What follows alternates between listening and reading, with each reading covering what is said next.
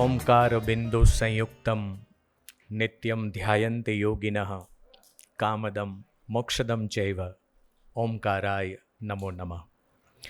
Gujarat વિશ્વકોશ trust અને વિશ્વના સંયુક્ત ઉપક્રમે માણ્યું તેનું સ્મરણ કરવું એ છે એક લહાણું એવા શીર્ષક અંતર્ગત આપણા અનન્ય સર્જક શ્રી ધીરુબેન પટેલની જન્મ શતાબ્દીના પ્રારંભે આપણે સૌ સાથે મળીને એમના સ્મરણોની ઉજવણી કરવા માટે એકત્રિત થયા છીએ. ત્યારે સૌપ્રથમ ધીરુભાઈ ઠાકરની દિવ્ય ચેતનાને વંદન કરું છું. ધીરુબેન પટેલનો આજે 99મો જન્મદિવસ, એટલે એમની દિવ્ય ચેતનાને પણ વંદન કરીને આજના કાર્યક્રમનો પ્રારંભ કરવા માટે હું અલ્પાબેન શાહને વિનંતી કરીશ. અલ્પાબેન વિશ્વકોશનું ગાન પ્રસ્તુત કરશે, આપણે મનોમન એમાં જોડાઈશું. અહીં જ્ઞાન સૂર્ય સંચરે આપણું ચિત્ત પ્રકાશિત કરે. અહીં જ્ઞાન યજ્ઞ સહુ કરે ચિત્તનું વિશ્વ વિકાસિત કરે. શબ્દ પ્રકાશે અર્થ ઉજાશે, શબ્દ પ્રકાશે અર્થ ઉજાશે, તર્ક મર્મના સહજ વિકાસે. જ્ઞાનામૃત નિર્ઝરે અર્ઘ્ય સૌ સત્યદેવને ધરે. ધન્ય ગુર્જરીની શુભ દ્રષ્ટિ, વિશ્વકોશની એવી સૃષ્ટિ. તમસ તાપ સંહરે અંતરે સુખ સમજણનું ઠરે. રેવા જળશી શક્તિદાયિની, સત્ય સમુદા મુક્તિદાયિની. વિશ્વ વિહાર જ કરે શીલ સત્વ સંભરે. ગુર્જરી વિશ્વરૂપને વરે, ગુર્જરી વિશ્વરૂપને વરે, ગુર્જરી વિશ્વરૂપને વરે.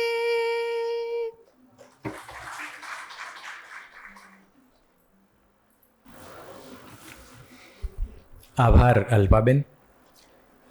અલ્પાબેનનો થોડો વિશેષ પરિચય આપને કરાવું તો કેતુમન પારઘીના એ દીકરી છે. આપણા બહુ મોટા ગાયક, એમનો સાંગીતિક વારસો એમણે નિભાવ્યો છે. કુમારપાલ સર પાસે પીએચડી કરીને એમણે સાહિત્યને પણ જીવતું રાખ્યું છે. દર રવિવારે 10:30 વાગે વિશ્વકોશ ટ્રસ્ટની યુટ્યુબ ચેનલ પરથી એક બાળ વાર્તા અને એક બાળ ગીતનું સરસ પ્રસારણ થતું હોય છે. શુક્રવાર કે શનિવારે એની લિંક ફેસબુક પેજ ઉપર પણ આવી જતી હોય છે, અને વોટ્સઅપથી પણ આપ જોડાયા હોય તો આપને વોટ્સઅપ દ્વારા પણ આ લિંક મળી જતી હોય છે. તો વિશ્વકોશ આપણી ત્રીજી પેઢીની પણ ચિંતા કરે છે. અલ્પાબેન જે ગીત બોલતા હતા, ચંદ્રકાંત શેઠના એ શબ્દો છે, જેમાં ગુર્જરી વિશ્વરૂપને વરે. તો આ અમારા 3 પ્રકાશનો છે, મારે એની આપને વાત કરવી છે. ધીરુબેન પટેલની પ્રેરણાથી ગત વર્ષથી અમે શરૂ કરેલું આ વિશ્વ નામનું સામયિક ત્રિમાસિક છે, જેમાં બહેનોના જ લેખો બહેનો જ સંપાદન કરે છે. બહેનોની બધી મહેનત અને વિશ્વમાં સરસ મજાનું કામ થઈ રહ્યું છે. આપ વિશ્વના સભ્ય ન બન્યા હોય તો થઈ શકશો. નીચે કાઉન્ટર પરથી તમને QR કોડ પણ મળી શકશે.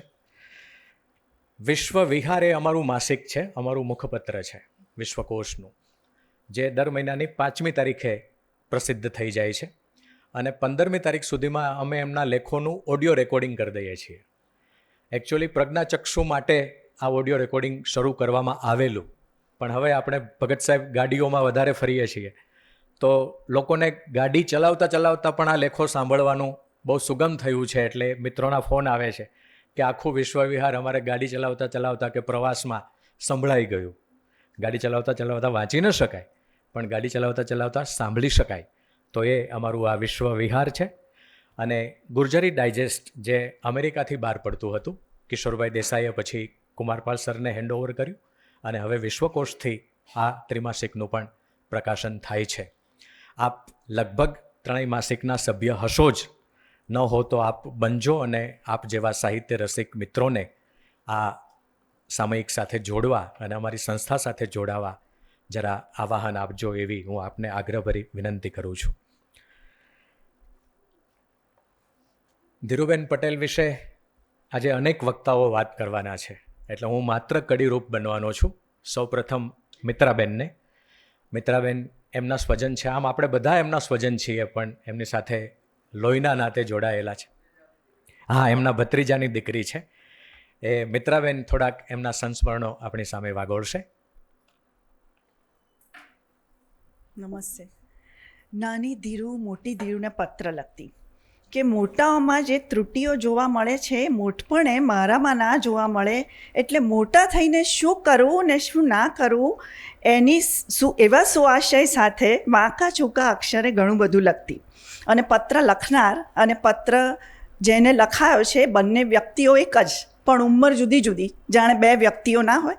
ત્યારથી જ નાની ધીરુને ખબર હતી કે પોતે લેખક થશે, અને એણે મોટી ધીરુ પાસે વચન માંગેલું કે વચન આપ કે તું મોટી થઈને એ નહીં ભૂલી જાય કે જ્યારે વાંચવાની સારી ચોપડીઓ ના મળે ત્યારે કેટલું દુઃખ પડે છે, અને નાના બાળકો માટે લખજે, અને મહેરબાની કરીને સલાહો ના આપતી.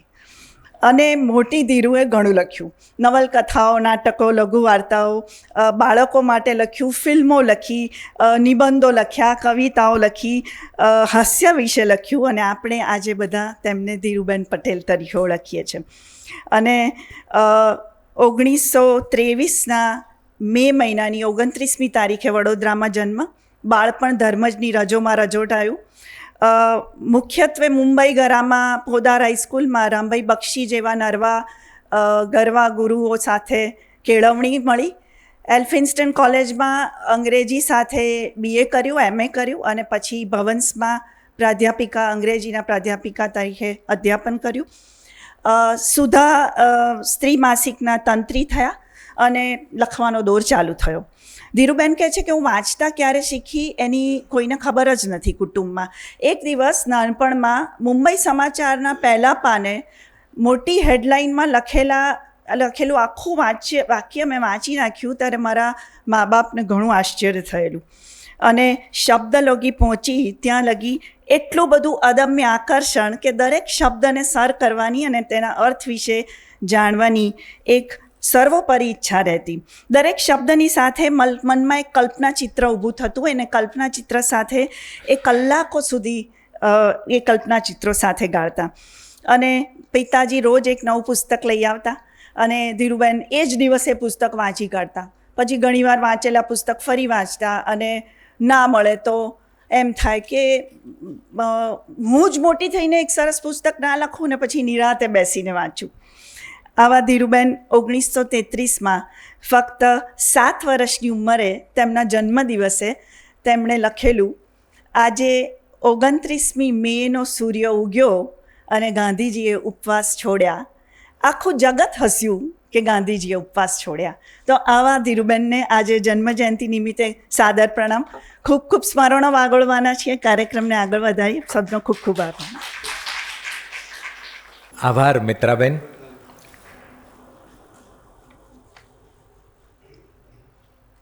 મિત્રાબેન પછી હું વિનંતી કરીશ અમિતાભ મડિયાને.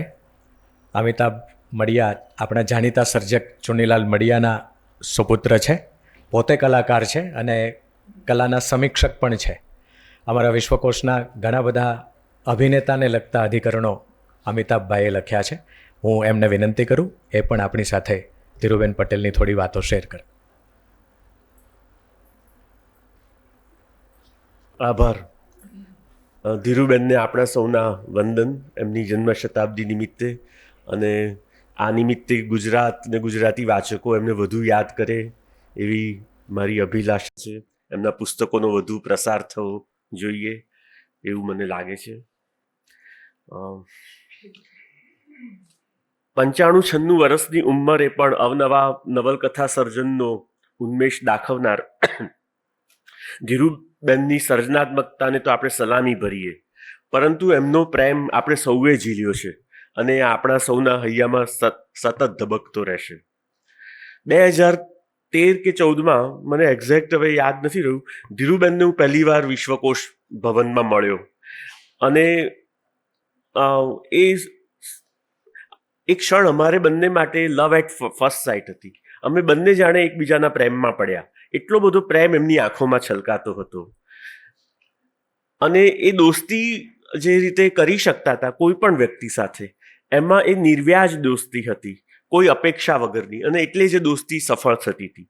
એમાં ઉંમર, વડીલશાહી, વિદ્વત્તા, સર્જનાત્મકતા કે ધન સંપત્તિ એ બધા પરિમાણ વચ્ચે લાવતા જ ન હતા. એ જ એની સફળતાનું રહસ્ય હતું. સહજ પૂર્ણા જ આ દોસ્તીનો આધાર હોય છે. મને લાગે છે આપણા સૌ સાથે કદાચ આવું બન્યું હશે. અને મારો એમની સાથેનો સંબંધ આ રીતે જ ગાઢ થયો. એકવાર મને કે મેં જિગ્નેશ બ્રહ્મભટ્ટ નામના એક યુવાન વાર્તાકારની વાર્તાઓ વાંચી છે, એમના વિશે ઘણું બધું સાંભળ્યું છે, પણ મેં મળી શકી નથી અને એની તબિયત સારી નથી એવું પણ સાંભળ્યું છે, તો મારે મળવું છે. તો અમે બંને એને ઘરે જઈ પહોંચ્યા. જિગ્નેશભાઈ મારા મિત્ર હતા, એટલે હું એમની સાથે ફોન કરીને એમને લઈ ગયો. લગભગ 2018ની આ વાત છે, લોકડાઉન પહેલાંની. અને એ મસ્ક્યુલર ડિસ્ટ્રોફીથી પીડાઈ રહ્યા હતા જિગ્નેશભાઈ, પથારીવશ હતા અને બોલી શકે એવી અવસ્થામાં પણ નહોતા. એ જે અવાજ કાઢે ગળામાંથી, એમના કુટુંબીજનો એનો અર્થ કરીને આપણને સમજાવે, સંભળાવે. અને એ દિવસ બંને માટે, જિગ્નેશભાઈ માટે, એમના કુટુંબીજનો માટે અને ધીરુબેન માટે ખૂબ જ આનંદનો દિવસ હતો. માત્ર જિગ્નેશભાઈ નહીં, પણ એમના માતા, એમના પત્ની, એમની દીકરીઓ પંખી અને પરી, સૌને મળીને એમને ખૂબ જ આનંદ થયો. છેક જીવનની છેલ્લી ક્ષણ સુધી એમને નવા મિત્રો બનાવવાની તાલાવેલી હતી. એમને ધીરુબેનને જૈફ કઈ રીતે કહી શકાય? ચરોતર વસોના સમૃદ્ધ, ઘણા સમૃદ્ધ ગણી શકાય એવા પટેલ પરિવારમાં એમનો જન્મ. જોકે એમનો ઉછેર તો બહુરંગી કોસ્મોપોલિટન શહેર મુંબઈમાં, અને એમના દાદા અને માતા પિતા સુધારક વૃત્તિના અને જમાનાથી ઘણા આગળ. બુટ્ટી પહેરાવવા માટે બાળ ધીરુબેનનો કાન વીંધવાની દાદાએ મનાઈ કરી હતી. તેઓ એ અર્થનું બોલ્યા હતા કે દીકરીને સમજણી તો થવા દો, પછી એની મરજી હશે તો વીંધાવીશું. લગ્ન કરવા માટે પણ વડીલોએ કદી દબાણ કર્યું નહીં. એમના માતા ગાંધીવાદી મહિલા હતા અને અવિવાહિત એકલા જિંદગી જીવવા માટે કદાચ માતાએ પણ હૂંફ આપી હશે. બાળપણમાં 8 થી 12 વર્ષની ઉંમરમાં તો ધીરુબેન ઝાડ પર ચડવામાં, સ્કેટિંગ કરવામાં અને પાણીમાં તરવામાં પાવરધા થઈ ગયા હતા. માતા ખુલ્લા દિલના હતા ઘણા. એ ધીરુબેન જે ખાદીનો સાડલો પહેરતા હતા, એ સંસ્કાર પણ એમને કદાચ માતા પાસેથી મળ્યો હશે.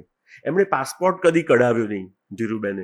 મને કહેલું કે ફરવા ખાતર તો ભારત જ કેટલું મોટું છે, આપણે વિદેશ જવાની જ શી જરૂર છે. ધીરુબેન સાથે અમે દોસ્તી થઈ, મળતા થયા, કામથી પણ મળવાનું થતું. તો એક પ્રસંગ એમણે મને, બહુ ફની પ્રસંગ છે પણ મને એ કયા વગર ગમશે નહીં એટલે હું કહું છું. એ મને 2-3 વાર એમણે કહેલું કે ચુનીલાલ મડિયાના જીવનના છેલ્લા વર્ષમાં 1968માં ધીરુબેન કોઈ મુદ્દો ચર્ચવા માટે મડિયાને ઘરે મલબાર હિલ પર વિલ્ડરનેસ રોડ પર પહોંચ્યા અને એ મુદ્દો છેડ્યો અને બંને પક્ષે સામસામા ઉગ્ર દલીલો થઈ અને એમાંથી મડિયા એકદમ ક્રોધે ભરાયા અને જાણે એવી રીતે ભભૂકી ઉઠ્યા કે જાણે કોઈ જ્વાળામુખી આગ ઓગતો હોય. ધીરુબેને તરત એમને ટપાર્યા. તમારા નાના બાળકોની હાજરીમાં આમ તમને મોટા ઘાંટા પાડતા શરમ નથી આવતી મડિયા? હવે આ નાના બાળકોમાં એક હું પણ હોઈશ, પણ હું તો 4 વર્ષનો, એટલે મને તો યાદ નથી. પણ આ પ્રસંગ ધીરુબેને કહ્યો એ પહેલાં મારા મમ્મીએ પણ મને કહેલો ખરો. અને એ બે વચ્ચેના જે સંબંધો હતા એ મૈત્રી ભર્યા હતા, એટલે કે મડિયા અને ધીરુબેન વચ્ચે, પણ એ બહુ સુમેળ ભર્યા નહોતા એટલું હું જાણતો હતો. પરંતુ વિશ્વકોશમાં હું જ્યારે પહેલી વાર મળ્યો ત્યારે મારા મનમાં આ જે ગાંઠ બંધાઈ હતી એ તરત જ પહેલી મુલાકાતમાં જ ઓગળી ગઈ. એટલો બધો એમનો નિર્વ્યાજ પ્રેમ હતો.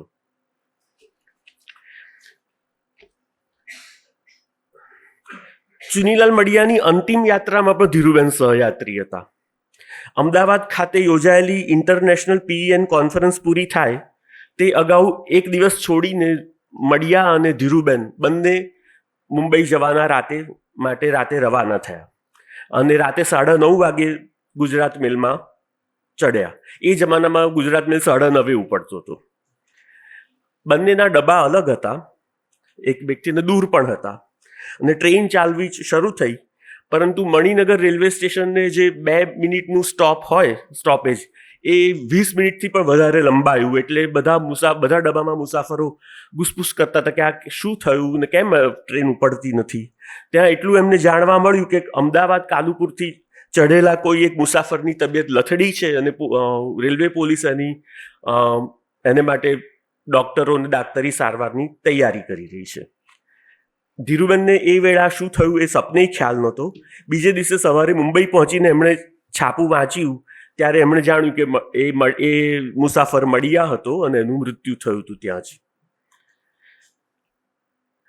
અમારે વચ્ચે ઘણી બધી મુદ્દાઓ પર વાતો થતી હતી. એમાંથી 1-2 મુદ્દા મને યાદ રહ્યા છે. એ આવા છે કે એકવાર સરસ્વતીચંદ્ર, જે માત્ર ગુજરાતી નહીં પણ એ ભારતીય સાહિત્યની એક અગ્રણી નવલકથાની વાત નીકળી તો ધીરુબેન કે લેખક ત્રિપાઠી સાહેબ આ નવલકથામાં છેક છેડે આવીને શા માટે પાણીમાં બેસી ગયા, શા માટે કુમુદના વિધવા કરવાની હિંમત આખરે દાખવી શક્યા નહીં. મને પણ આ મુદ્દો વિચારવા જેવો લાગ્યો. ધીરુબેન અંગ્રેજી સાહિત્યના અધ્યાપક અને 2023ના જાન્યુઆરીમાં મેં એમને પૂછેલું કે અંગ્રેજી સાહિત્યમાં તમારા ફિક્શન રાઇટર કોણ? મેં ધાર્યું હતું કે કોઈ ભવ્ય ક્લાસિક નવલકથાકાર કે નવલિકાકાર કે નાટ્યકારનું નામ આવશે. તેમણે તરત જવાબ આપ્યો, પીજી વુડહાઉસ. વેદના, પીડા, દર્દ અને યાતના ઘૂંટ્યા કરતા લેખકો મને ગમતા નથી. નમસ્કાર. આભાર અમિતાભભાઈ. પિતાશ્રી સર્જક અને મુંબઈમાં નિવાસ હતો એમનો, એટલે ભગત સાહેબનો ફોટો મેં એક જોયો ભગત સાહેબની સાઇટ ઉપર. ભગત સાહેબ અમિતાભભાઈને તેડીને ઊભા છે એવો સરસ ફોટો છે. તો આ અમિતાભભાઈનો ભગત સાહેબ સાથેનો સંબંધ પણ છે અને ધીરુબેન સાથેનો પણ સંબંધ, જેમાંથી થોડીક ક્ષણો એમણે આપણી સાથે શેર કરી. બેન વાત કરતા હતા, મિત્રાબેન, ત્યારે શબ્દની વાત આવી તો રાહી ઓધારિયાની ગઝલનું પઠન કરીશ અને પછી કબીર ઠાકોરને આવાહન આપીશ. શબ્દ ક્યાં મારો કે તમારો છે, શબ્દ ક્યાં મારો કે તમારો છે, શબ્દ હર કોઈનો દુલારો છે. ભાવ છે, અર્થ છે, અલંકારો, શબ્દનો કેટલો ઠઠારો છે. બુઠ્ઠા, અણિયાળા, રેશમી, બોદા, શબ્દના કેટલા પ્રકારો છે. અને જો સેજ અડકો તો ચટપટી ઉઠશે, શબ્દ સંવેદનાનો ભારો છે. હું કબીર ઠાકોરને વિનંતી કરું એ આપની સાથે.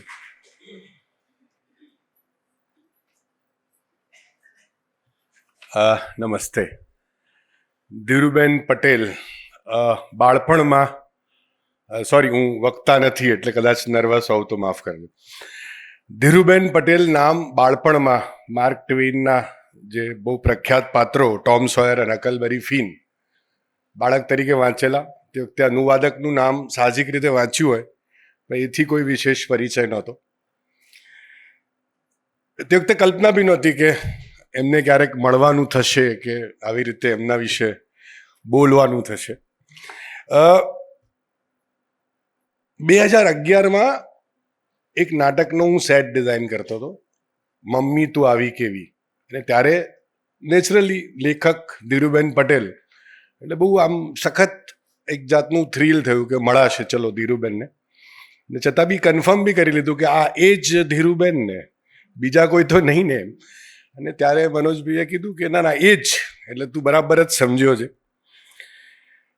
પછી છેક 2000 ફરીથી નામ ભૂલાઈ ગયું, કંઈ મારે એવો પરિચય બી નહીં, હું સાહિત્ય કે એવા કોઈ સાથે બહુ સીધો સંપર્કમાં નહીં. પણ 2014માં વિશ્વકોશમાં એમના ઉત્સાહ અને એમની ધગશથી એક બાળ નાટ્ય સ્પર્ધા થયેલી. અને એ સ્પર્ધામાં હું ક્યાંય ડાયરેક્ટલી ઇન્વોલ્વ નહોતો, પણ એમણે જસ્ટ એમ જ મળવા આવો, કારણ કે અમે લોકોએ એકાદ સ્પર્ધાનું આયોજન કરેલું, એટલે કે તમે આવો મળવા. અને પહેલી વાર મળ્યો એટલે એક ગજબ કોમ્બિનેશન એમના વ્યક્તિત્વમાં. એક બાજુ જાજરમાન વ્યક્તિત્વ અને ચહેરા પર એકદમ બાળક જેવું હાસ્ય. અને વર્ષોથી ઓળખતા એ રીતે વાત કરે કે આવો બેસો આમ તેમ. અને પહેલી જ મુલાકાતમાં એમને ખબર બી નહીં કે હું શું કરું છું, ને તરત મને કે એક બાળકો માટે તમે ના કરો નાટક એમ. એટલે હસીને નેચરલી વાત ટાળી દીધી, કારણ કે મેં ક્યારેય બાળ નાટકો કર્યા નહોતા અને એવો વિચાર બી નહોતો એમ.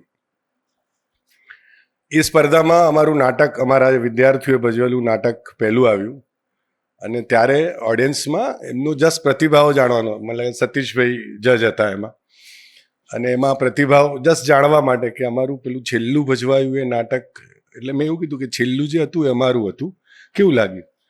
એટલે એકદમ almost she was crying with the tears, તમારું છેલ્લું નહીં પહેલું હતું એમ. એટલે મને ખબર ના પડી કે એ શું કહી રહ્યા છે, પણ એની આ બધી વાતો ભૂલાઈ ગઈ. અને એક દિવસ અમારો મિત્ર અર્ચન, એ મને એના લગભગ હઠાગ્રહથી સાચા અર્થમાં હું ધીરુબેનને મળવા ગયો એમના ઘરે. વાત એવી હતી કે અર્ચનને એમણે કોઈક નાટક તું કર અને હું પ્રોડ્યુસ કરું, અથવા તો હું એની આર્થિક મદદ કરું. અર્ચનને ખબર નહીં મારી પર શું ભરોસો કે, અને અર્ચનના બોલ પર ધીરુબેનને ભરોસો. મળવા ગયા એટલે જાણે એમ વર્ષોથી ઓળખતા હોય, તમે તો ખોવાઈ જ ગયા હતા અને એવું બધું એમનું ચાલ્યું, મળતા નથી, થોડું ખખડાઈ બી કાઢે. અને પછી મને કે એક બાળ નાટક કરવાનું છે તમારે, અને આમ જ કે ના નથી પાડવાની, કરવાનું છે. એટલે હવે એકદમ પેલું માહોલ એવો થઈ ગયો એટલે હા પાડી દીધી કે હા કરીશું. એમનું જ એક નાટક લઈને વિચાર્યું હતું કે આવું કંઈક કરીશું. ને પછી તો એમણે મારો ઓફિસ પહોંચવાનો ટાઈમ પકડી પાડ્યો હશે, એટલે બરાબર 8:50 એમનો ફોન આવે કે ભાઈ કશું લખ્યું છે, કંઈ વિચાર્યું છે? એટલે એક દિવસ બાનું કાઢીએ, 2 દિવસ કાઢીએ, પણ લાગ લગાટ, અને એમના અવાજમાં કોઈ ફરિયાદ નહીં, કોઈ કંટાળો નહીં, કોઈ ગુસ્સો બી નહીં. શબ્દો બદલાય કદાચ કે કંઈ પછી શું થયું આગળ, કેમ છો તમે, આવું બધું, પણ મૂળ વાત એ જ કે તમે હવે એમના નાટક ખબર નહીં ભજવણી યોગ્ય લાગ્યું નહીં હોય અમારા બધા મિત્રોને.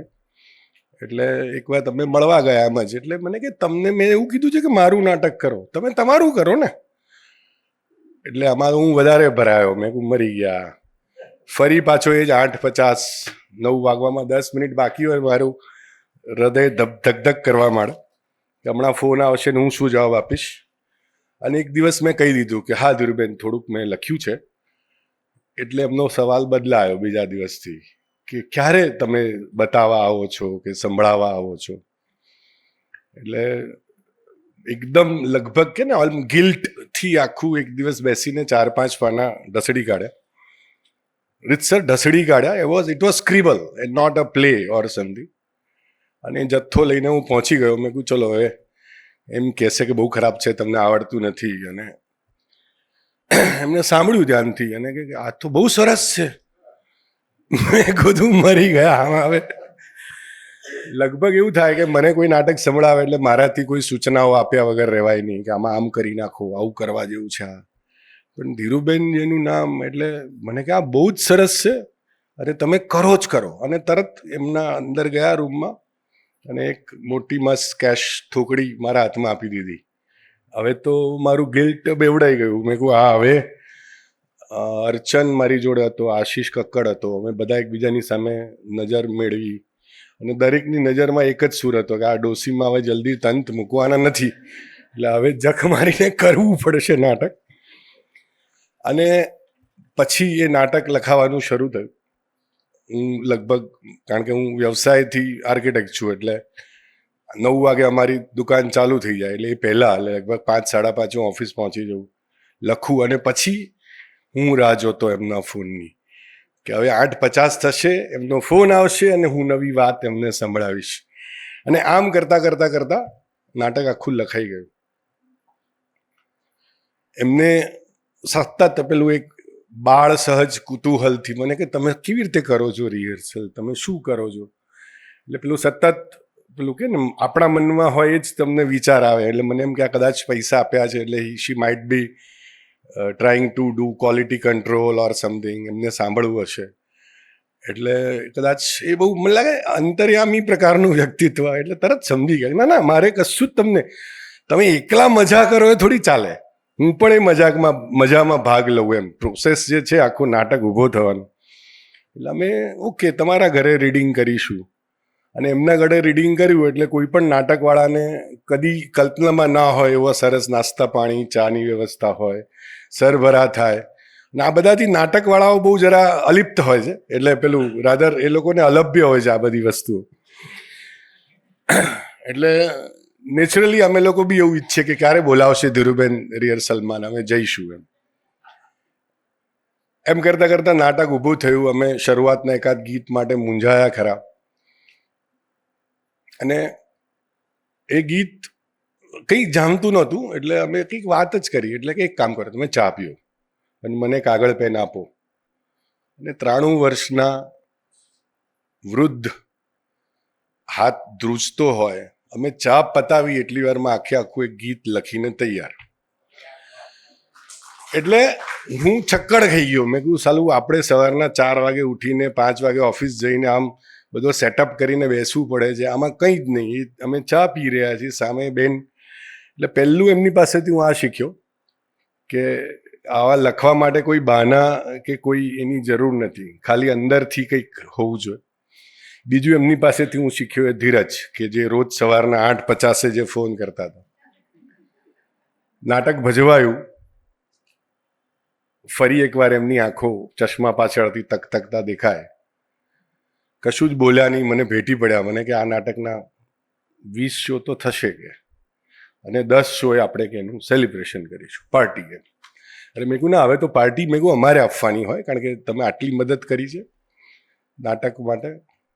એટલે જ્યારે 10મો શો થયો ત્યારે અમે સરસ મજાની એક નાનકડી મિજબાની કરી, અને ધીરુબેનને મેં બહુ જ આનાકાની કરી. મેં કહું આનું ખર્ચ અમે, કારણ કે અમે પૂરતું કમાયા હતા એ નાટકમાંથી, એટલે મેં કહું તમે, તો કે ના, તારે આપવું હોય તો મને એક વચન આપ. મેં કહું શું? કે નાટકો બાળકો માટે કરજે. વચન તો આપી દીધું. ફરીથી એ વચન ક્યાંક ભૂલાઈ જાય એવું થાય અત્યારની ભાગદોડની જિંદગીમાં. ધીરુબેનનો સંપર્ક છૂટી ગયો. પછી અચાનક જ એક કોઈ કાર્યક્રમમાં સ્ક્રેપયાર્ડમાં આવ્યા હશે અમારી જગ્યાએ, ત્યાં થોડી અટપટી જગ્યા છે, એટલે લઈ જવું લાવવું, એમને ખુરશી પર ઊંચકીને લઈ જવા પડે અંદર. હું અને મારા 2-3 વિદ્યાર્થીઓ ઊંચકીને લઈ જતા હતા.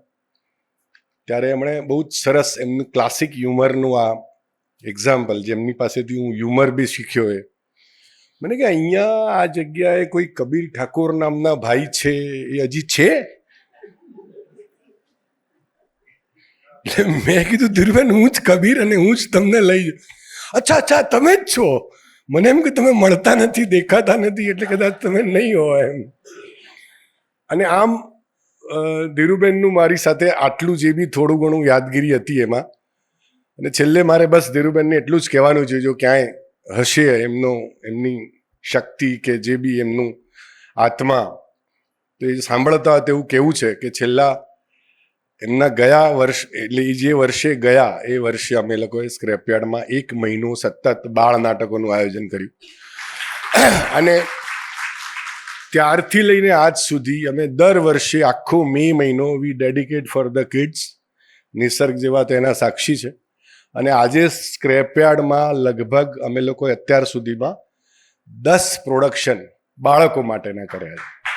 And that is what all credit goes to Dhiruben. એમને અમે તે વખતે કીધેલું કે આ નાટકનું નામ ધીરુબેન પટેલ પ્રોડક્શન કે એવું કશુંક રાખીએ. તેમણે કીધું તમારે નામ જ રાખવું હોય તો રાખો, અમે તમે ને ઉપરવાળો. અને એ અમે તમે ને ઉપરવાળો એનું કામ હવે સતત ચાલુ છે અને ચાલશે. That is what I can promise Dhiruben. Thank you.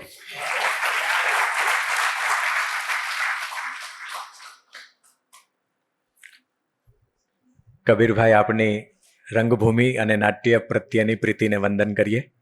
અને ડૉક્ટર ભરત ભગતને વિનંતી કરીશ, જેમણે ધીરુબેન પટેલની નાડ પણ પકડી છે અને દિલની ધડકન સાંભળી છે.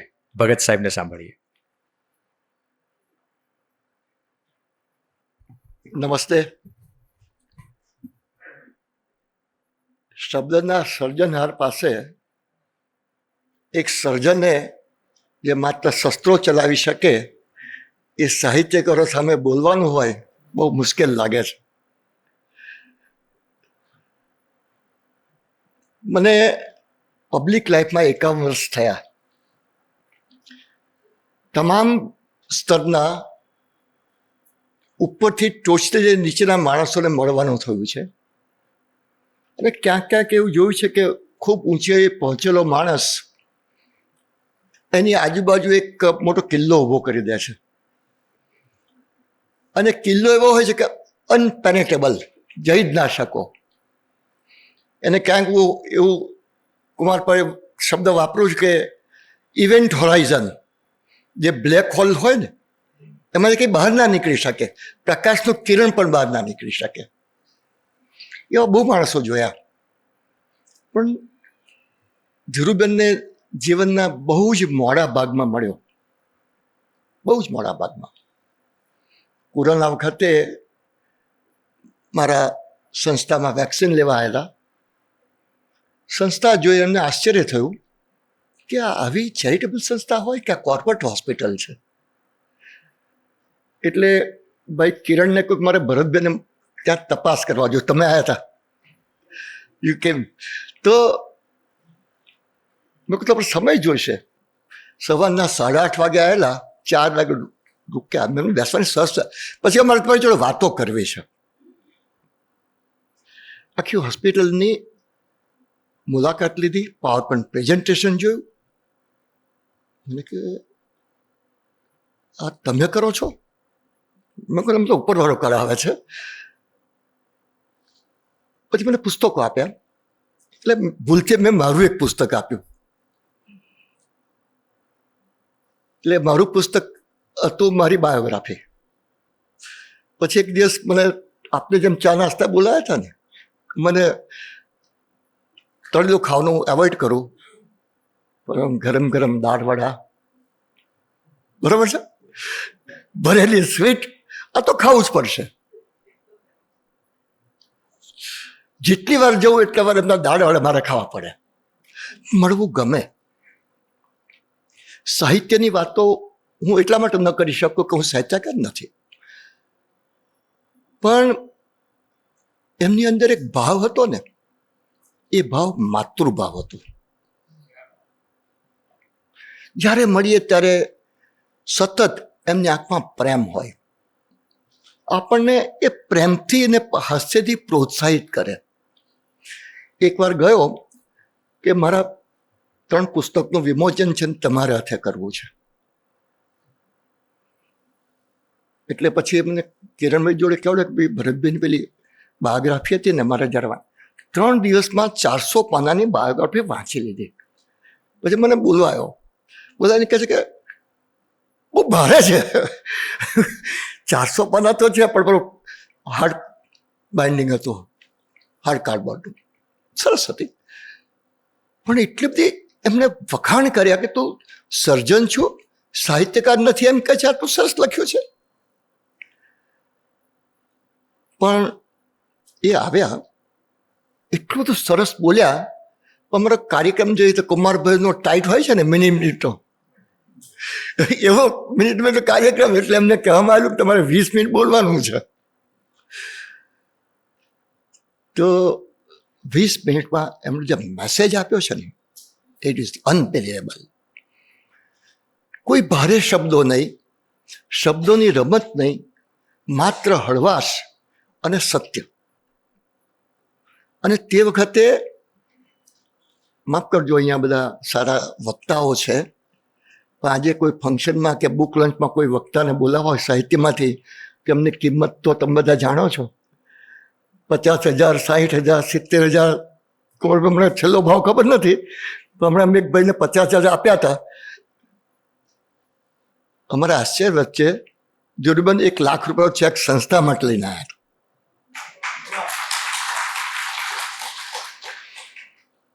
માધવ લોક મિત્ર છે એટલે હું એમને મફત લઈ આવું છું. પણ ક્યારે એવું મેં જોયું નથી. તબીબ તરીકે મારી એક વેદના મારે કહેવી જોઈએ છેલ્લા 4-5 વર્ષો સંબંધ પણ મારામાં એટલો વિશ્વાસ કે કંઈ પણ તબીબી પ્રશ્ન હોય તો એ મને કુમારભાઈ આપે કહ્યું એમ સાચું કે મને યાદ કરે. છેલ્લે માદા પડ્યા, જવું એમના ઘરે, પછી ઘરે લાગ્યું કે સારવાર નહીં થાય એટલે એમને બહુ મોંઘી હોસ્પિટલમાં દાખલ કર્યા, પણ ત્યાં કમ્ફર્ટેબલ નહોતા. મને બોલાવ્યું કે ભાઈ મારે તારે ત્યાં આવવું છે.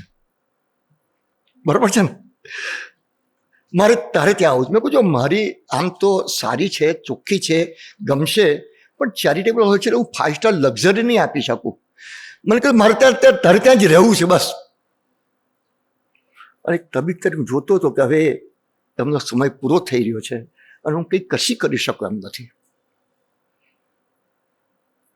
ડૉક્ટરને પણ દિલ હોય છે, સ્પંદનો હોય છે, લાગણીના બંધનો હોય છે, નહીં? કારણ કે છેવટે એ પણ માણસ છે. અને જ્યારે હું આમ જોઉં કે મારી સામેથી આ મારી માં જઈ રહી છે ત્યારે જે ફિલિંગ આવે ને, એમને જવું નહોતું ને ઘરનાની પણ મુશ્કેલીઓ સાચી હોય, ઘરે ગયા ને પછી જ્યારે સમાચાર મળ્યા ત્યારે એક એવી અનુભૂતિ થઈ કે મારી માં ગઈ છે. અને એ અનુભવીનું જે પેન હોય છે ને એ સાચકલું પેન હોય છે. આવી વ્યક્તિઓ ને સમાજ ધાર્યું એટલે ઊંચે લઈ જઈ શકે. સમાજ એની પાછળ કુમારભાઈ જે કરી રહ્યા છે એ સાચું એમના કાર્યને પ્રદાનને આપણે મમરાઈ રહ્યા છીએ. અને સાચું પ્રદાન અથવા તો સાચું જો શ્રદ્ધા હોય કે શ્રદ્ધાંજલિ હોય તો એમના ગુણોમાંથી શીખવાનું હોય.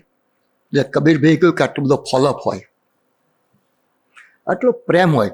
મને એમનો પ્રેમની જે અનુભૂતિ થઈ છે, લાગણીની અનુભૂતિ થઈ છે, સ્નેહની અનુભૂતિ છે, પ્રોત્સાહનની અનુભૂતિ થઈ છે, એ કદાચ શબ્દોમાં વર્ણવી શકાય. કારણ કે પ્રેમ એ અનુભૂતિ છે, વર્ણનની વાત નથી. જેણે પ્રેમ કર્યો ને ખબર હશે. પણ પ્રેમના પ્રકાર એ તમારે ડિફાઇન કરવાના છે. મિત્રના હોય, મા દીકરાના હોય, ભાઈ બહેનના હોય, પતિ પત્નીના હોય, પ્રેમિકા પ્રેમના હોય. તો પ્રેમના પ્રકારની પર ઉઠેલી આ વ્યક્તિ જ્યારે તમારી સાથે બેસે ત્યારે એ જ હાસ્ય હોય, એ જ ભાવ હોય, એ જ પ્રોત્સાહનના શબ્દો હોય અને એ તમારી જાણે જોડે બેઠા છે એવો અહેસાસ હોય. એવો એક મારો એમ સાથેનો બહુ ટૂંકો છેલ્લા 3-4 વર્ષનો જ અનુભવ રહ્યો. પણ અનુભવમાં જે હું એમના માટે સાહિત્યમાં ઘણું બધું કહી શકું એમ છું, નથી કહી શકું એમ નથી, કારણ મેં એમને ખૂબ વાંચ્યા છે. પણ તમે બધા સાહિત્ય સાથે સંકળાયેલા છો એટલે કદાચ હું નવું નહીં આપી શકું, પણ નવું મારી આ જે માત્રા છે એમના રહેલા મને પ્રાપ્ત થયેલા સ્નેહની વાત છે, પ્રેમની વાત છે, પ્રોત્સાહનની વાત છે અને મારી સાથે એટેચ થઈ જવાની વાત છે. એટલે પછી અઠવાડિયું થાય ને ફોન ભાઈ ક્યારે આવે છે, જઈ શકું કે ના જઈ શકું, પણ એમનો ફોન આવે ક્યારે મળે છે, કંઈ કામ છે. હવે આ ફાસ્ટ લાઈફમાં કોણ કોને પૂછે છે, કોણ કોને પૂછે? આપણે એટલે વ્યસ્ત થઈ ગયા. આપણે સગા ભાઈ બહેનનો બેન પણ દૂર દૂર રહેતા જ નથી મળતા. તો હું સદભાગી છું કે હવે એક મહાન વ્યક્તિ જેણે પોતાની આસપાસ કિલ્લો બનાવ્યો જ નથી, બધું જ એમની અંદર જઈ શકે, બધું જ બહાર આવી શકે એવા એક ઊંચેરા માનવીને વંદન, શ્રદ્ધાંજલિ. આભાર.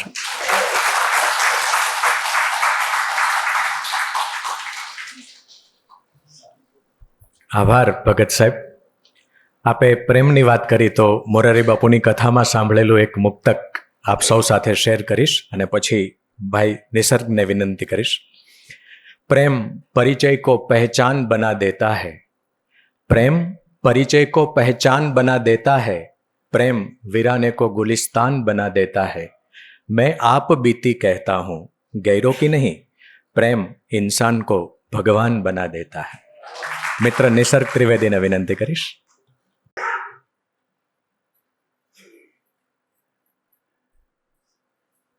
નમસ્તે. કબીરે કહ્યું એ જ વાત મારે પણ કહેવાની છે કે હું નાટકવાળો છું. મને આવું બધું બોલતા ન ફાવે, સ્ક્રિપ્ટ લખાયેલી હોય તો એ વાંચતા ફાવે અથવા તો એ ભજવડાવતા ફાવે. પણ સરે મને કહ્યું એટલે મારે આવવાનું જ હોય. ધીરુબેનનું નામ હોય એટલે અચૂક આવવાનું હોય. 80 થી 90ના દાયકાની વચ્ચે મારી ઉંમર, હું ટીનેજ હતો, અને એ દરમિયાન મને જિંદગીમાં બધા નવા નવા અનુભવ થતા હતા. એમાંથી 2 અનુભવો બહુ શ્રેષ્ઠ થયેલા. એક એ વખતે દૂરદર્શન પર એક સિરીઝ આવતી હતી, ટીવી સિરિયલ. એ વખતે વિકલ્પ માત્ર એક જ હતો, દૂરદર્શન. અને એ ભૂલ્યા વગર અચૂક હું જોતો હતો. મારા પપ્પા પણ મારી સાથે જોતા હતા. એ સિરિયલનું નામ હતું બેંગન રાજા. અને બેંગન રાજા હું બહુ રેગ્યુલર જોતો હતો, કારણ કે મને બહુ મજા પડતી હતી. એનું લખાણ એટલું બધું અદ્ભુત હતું, અને જે રીતે એ સિરીઝ ચાલતી હતી, અને એ શરૂઆતથી અંત સુધી અચૂક એક પણ હપ્તો ચૂક્યા વગર હું જોયા કરતો હતો. અને એમાં એક ટાઇટલ આવે કે લેખક ધીરુબેન પટેલ. એ જ સમય દરમિયાન મારા મેન્ટર દર્પણમાં કૈલાસ પંડ્યા, એમણે મને કહ્યું કે જો આ એક ફિલ્મ છે, તારે જોવા જવાનું છે, અને જોઈને પછી તારે મને કહેવાનું છે કે આ શું છે. ફિલ્મ જોવા ગયો. ફિલ્મ જોયું, અને એમાં પણ પેલા ટાઇટલ વાંચવાની પેલી એક ટેવ પડી હોય, તેમાં લેખક ધીરુબેન પટેલ. આ ધીરુબેન સાથેનો આ 80 થી 90ના દાયકા વચ્ચેનો મારો એક પક્ષી પરિચય. એ પછી ધીરુબેનને વાંચ્યા. મારા ઘરમાં પણ વાતાવરણ એવું કે બધા પુસ્તકો આવ્યા કરે. મારા કાકી અહીંયા જ બેઠા છે, એટલે એમને ખબર છે કે પુસ્તકો. એટલે એ વાંચવાનું થયું, પણ ક્યારે આમ રૂબરૂ મળવાનું થયું નહોતું. એક દિવસ સરનો ફોન આવ્યો, કુમારપાભાઈનો, કે શું કરે છે? મેં કહું કંઈ નહીં, અમદાવાદમાં જ છું. સરસ, તો વિશ્વકોશ આવી જા. સારું. તને કોઈકને મેળવવાનો છે. સારું. આવ્યો હું. એટલે મને આપણે અંદર બેસી અને પહેલી જ જે કેબિન હોય જમણા હાથે, ત્યાં આગળ મને કે તારે ત્યાં અહીંયા જવાનું છે. સામે એક બેન બેઠેલા, કડક શિક્ષિકા જેવા લાગે. અને કુમારભાઈએ કહ્યું કે આ નિસર્ગ છે. નિસર્ગ આ ધીરુબેન છે. એટલે હું અવાચક થઈ ગયો, હું ચૂપ થઈ ગયો. મારી પાસે કોઈ શબ્દો જ નહોતા, કારણ કે પેલું જે અસર હતી એની અંદર હતો હું એકદમ. અને એમને સદેહે આમ સામે જોવાનું, આમ વચ્ચે એક ટેબલ જ નાનકડું, અને એમણે બધું જ તોડી નાખ્યું. બોલ દોસ્ત, નાટકવાળો છે ને તું? બીજા નાટકવાળા જેવો નથી ને? હું કહું અરે કે ના, એટલે નાટકવાળો હોય ને બધા વાયદાબાજ બહુ હોય, આળસુ હોય, વાયદાબાજ હોય, એટલે એવો તો નથી ને તું? મેં કહું હું કંઈ બોલી જ ના કે શું, તમે શું વાત કરો? પછી મને કહે કે લે આ સ્ક્રિપ્ટ આ કરવાની છે આપણે. એ સ્ક્રિપ્ટનું નામ હતું મિસ્સી મિસ્તુર બબુઆ અને વરસાદ. કેટલા દિવસમાં કરી આપીશ? મેં કહું બેન હું એકવાર વાંચી લઉં પછી. ના કેવું વાંચવા વાંચો ને અહીંયા બેસીને વાંચી લે, અને પછી મને કહે. એટલે એમણે મને બેસાડ્યો, કડક શિક્ષકની જેમ જ બેસાડ્યો. મેં વાંચી લીધું. પછી મેં કહ્યું કે 20 દિવસ બેન લાગે, કાસ્ટિંગ ને બધું બહુ છે, બાળ નાટક છે ને ગીતો બીતો બધું બહુ છે. તો સારું, કાલથી તૈયારી શરૂ કર. અને પછી એક્ઝેક્ટલી કબીરના અનુભવ જેવો અનુભવ મારે શરૂ થયો. એને 8:50 એટલે થોડો સમય મળતો હતો. મને 8 વાગે ફોન આવે કે શું કર્યું? કોઈ નક્કી કરે એક્ટરો? ગાવાનું શું કરશો? રિહર્સલ કેવી રીતે? એટલે મેં કહું ના, હું સર સાથે વાત કરી લઈશ, નીચે રિહર્સલ કરીશું હોલમાં. અને અમે લોકોએ રિહર્સલ શરૂ કર્યા. પછી રોજ ફોન આવે. એ પોતે ત્યાં હોય પણ એ જોવા ના આવે, અને હું પણ સંતાતો જ જઉં આમ. એટલે અંદર આવું, પછી એ બારી બહાર પડે તો એ દેખાય નહીં ને, એટલે આમ એકદમ આમ દિવાલને અડી અને પાછલી પેલી આમ નીચે રેમ્પ છે ને ત્યાંથી ઉતરી જાઉં નીચે. અને મારા એક્ટર આવે એટલે અમે લોકો રિહર્સલ કરીએ. પછી લગભગ તૈયાર થઈ ગયું. એટલે પછી મેં વાત કરી સરને કે હવે તૈયાર થઈ ગયું છે, હવે જોવા એમને આવવું હોય તો આવી શકે એમ. 30 જણની ટીમ. અને એ આવ્યા, નાટક જોવા બેઠા. ત્યાં સુધીમાં તો બધું બહુ સરસ. મારી સાથે એમનો હું લાડકો વિદ્યાર્થી બની ગયો એવું કરી નાખેલું એમણે. એક તોફાની લાડકો વિદ્યાર્થીઓને કડક શિક્ષિકા કેવો પ્રેમ કરે એવી રીતે તોફાની આંખોથી આમ જોયા કરે. અને નાટક જોયા પછી એમણે કહ્યું કે તે આ 30 જણા પાસે ગવડાયું કેવી રીતે? મેં કહ્યું આ તો બધા ગાય છે. ના ના, કે સરસ ગાય છે. હવે જો આ નાટકનો શો તો થાય ત્યારે થાય, કારણ કે હવે એ કોઈક બીજાના હાથમાં છે, પણ આપણે માટે આ શો થઈ ગયો. કાલે ફરી એકવાર આપણે રિહર્સલ કરીશું અને ફરી વાર એ જ રિહર્સલ આપણે શોની જેમ કરીશું. અને એ એમની આંખમાં જે આનંદ હતો એ જોયો તો મને બહુ મજા પડી ગઈ. બીજે દિવસે ફરી વાર અમે લોકો એનું રિહર્સલ કર્યું અને આપણા બહુ સિનિયર એક્ટર દિવાકર રાવલ, પ્રલય રાવલ, નવીન રાવલ, આ લોકોથી શરૂ કરીને નાનો કરણ પટેલને એ રેન્જના એક્ટર્સ હતા બધા.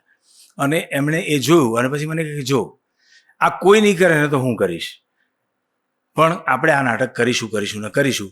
પણ એ દરમિયાન હું તને એક મારું બીજું નાટક આપું છું, અંડેરી ગંડેરી ટીપરી 10. એ થઈ ગયું છે, પણ હવે મને લાગે છે કે આ જુદી રીતે થઈ શકે એમ છે.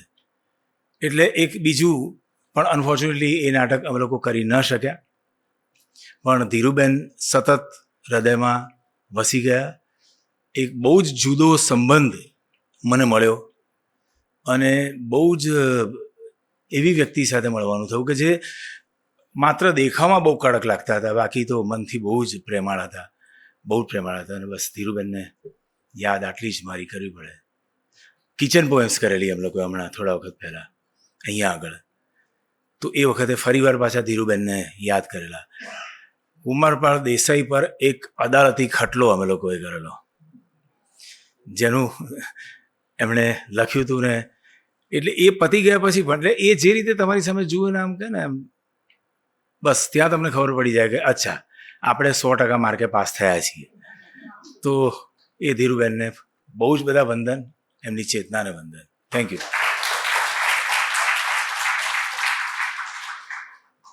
ધીરુબેનનું વ્યક્તિત્વ એટલે વજ્રાદપી કઠોરાણી મૃદુની કુસુમાદપી.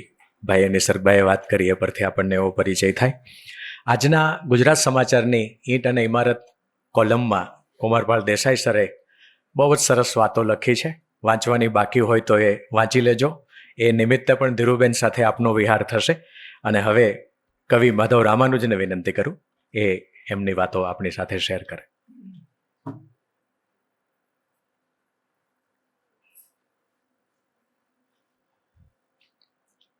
સુકેતુ આવ્યા છે. સુકેતુ એમના ભત્રીજા સુકેતુ. મને લાગે છે કે ટોમ સોયર એને અર્પણ કર્યું છે સુકેતુને. સુકેતુના વાઈફ આવ્યા છે નિર્મળા, અને સુકેતુના દીકરી શરૂઆતમાં બોલ્યા તો જે વર્ણન કર્યું ને કબીરે કે ભજીયા ને બધું સરસ ખાવાનું મળે, એ બધું આ નિર્મળા કરે બધું રસોડાનું. ખરું જ ખરું જ, અમે તો ઘણીવાર ખાધું છે. સુકેતુ એમના ભત્રીજા, જેને ટોમ સોયર અર્પણ કર્યું છે એ. અને આ બધા ભત્રીજાઓ અને ભત્રીજાની દીકરી પણ એમને ધીરુબેન જ કહે. આપણને પહેલાં તો નવી લાગે કે આ તો ફોઈ થાય છે તમારે, પણ ધીરુબેન જ, ધીરુબેન ધીરુબેન. અને એમને મળવાનું થયું એ ક્યારે થયું એ તો ખબર નથી, પણ તે પહેલાં ટોમ સોયર અને હકલબરી ફિન તો અનેક વાર વાંચ્યું નાખું, અને આજે પણ જો મારા હાથમાં ચડી જાય તો પાછું પૂરું કરી નાખું. એકવાર સુકેતુને લઈને મારે ત્યાં આવ્યા ધીરુબેન કે ચાલો આપણે ગોંડલ જવાનું છે, ગોંડલ નાથા બાપાને મળવાનું. પણ મેં કીધું એ છે કે નહીં ત્યાં, એ તો ફોન કરો. શું કીધું? એ ફોન કર્યો કે છે ના, એ તો મુંબઈ ગયા છે એમના દીકરીને ત્યાં સારવાર માટે. હવે શું કરું? એટલે કે ચાલો આપણે મકરંદભાઈને મળીએ. સવારે નીકળી એટલે પછી પાછા તો નહીં જવાનું. એટલે અમે વલસાડ પાસે જે આશ્રમ છે નંદીગ્રામ, ત્યાં ગયા. જેવા અમે પહોંચ્યા ઝાંપે સુકેતુની ગાડીમાં, એવા જ સામે બાજુ મકરંદભાઈ ટહેલતા ટહેલતા ત્યાં જ આવીને ઊભા રહ્યા. એટલે જાણે અમને આવકારવા માટે એમને ખબર પડી હોય અને અમે આવવાના છીએ. એવું બીજી વાર થયું. નાથાભાઈ મુંબઈ, ધીરુબેન પણ મુંબઈ. ધીરુબેને જાણ્યું કે નાથાભાઈ અહીં છે તો એમને મળવું તો પડે જ. એટલે એમણે કહ્યું કે એક દિવસ હું હિંમત કરીને બપોરે નીકળી એમને મળવા માટે. સામાન્ય રીતે એવું સાંભળેલું કે એમના ઘરના કોઈ એમને મળવા દેતા નથી, કારણ કે તબિયત સારી ન હોય ને આરામ કરતા હોય. તોય મેં તો હિંમત કરી કે જે થશે પાછા આવશું. બહુ હતું બારણેથી. બારણે જઈને બેલ દબાવવા માટે હાથ ઊંચો કરે ત્યાં તો બારણા ખુલી ગયા. સામે નાથાભાઈ જ ઉભેલા. એ કહે છે મને ખબર હતી તું આવવાની છું એટલે હું આવીને ઊભો છું. નાથાભાઈ કહ્યું. અદ્ભુત વાત છે. એટલે એવી જ રીતે મકરંદભાઈ પણ ઝાંપા આગળ આવીને ઊભા રહ્યા. એમણે ઝાંપો ખોલ્યો. એ લાકડીના ટેકે ટેકે, કેટલી હાઈટ એમની, 6 ફૂટ 6.5 ફૂટની હાઈટ. 2 દિવસ રહ્યા અમે. બીજે દિવસે મકરંદભાઈ અમને એમનું ગાર્ડન બતાવવા માટે નીકળ્યા. અહીંયા છે, અહીંયા છે, અહીં છે. એમાં પહેલી વાર મેં એક વૃક્ષ જોયું જેના વિશે અનેક વાર કૃષ્ણની કવિતામાં તો લખેલું કદમનું વૃક્ષ, પણ એ જોયેલું નહીં મેં. એ પહેલી વાર ત્યાં જોયું. સુંદર સુંદર ફૂલોવાળું. એટલે એ બધા જરા આગળ ગયા એટલે હું એના થડને માથું અડાડીને ઊભો હતો. ત્યાં મકરંદભાઈ ને ધીરુબેન બંને આવ્યા. મકરંદભાઈ મારે ખભે હાથ મૂકીને કહે છે 4 દિવસ જો તું અહીંયા રોકાય તો તને આનો શ્લોક સિદ્ધ કરી આપું. મેં કીધું પણ મારે તો આમની સાથે પાછા જવું પડશે, રોકાવાશે નહીં. મકરંદભાઈ એટલા બધા આનંદિત થઈ ગયા જોઈને, અમને મળીને. 2 દિવસ તો સરસ મજા પડી. સુકેતોની ગાડીમાં ફરવાનું મળ્યું, પાછા આવ્યા. જ્યારે આ મિત્રોએ કહ્યું ને કે ફોન આવે અવારનવાર, મને અત્યારે દુઃખ એ થાય છે કે ઘણી વાર ફોન આવી ગયા પણ હું નહોતો જઈ શકતો મળવા એમને. પણ જ્યારે જઈએ ત્યારે જમીને જ પાછા આવવાનું એવું થાય. સુકેતો તો સિતાર પણ વગાડે, સરસ સિતાર એમની સાંભળી છે. અને એમના સુકેતના પિતાજીને પણ મેં જોયા છે, એટલે ધીરુબેનના ભાઈને પણ જોયા છે, જે અહીંયા એમની સાથે રહેતા હતા. મુંબઈ પણ ભાઈ જ હતા. આ પરિવાર સાથે ખૂબ નિકટનો સંબંધ. એમનું એક સરસ બંગલામાં નાનું ગાર્ડન છે.